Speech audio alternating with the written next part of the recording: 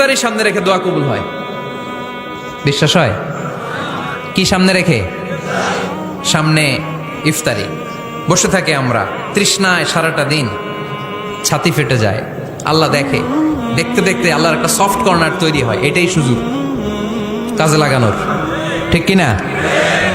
মুমিন যোগ্য যে কোপ মারে, সময় মতো কাজ করে, ঠিক কিনা?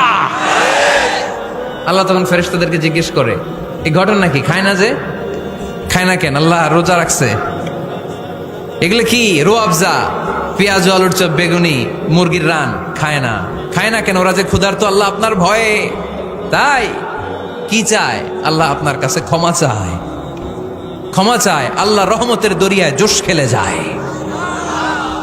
আল্লাহ তখন বলে, আমারে দেখছে নাকি ওরা? ফেরেশতারা বলে, না দেখে নাই।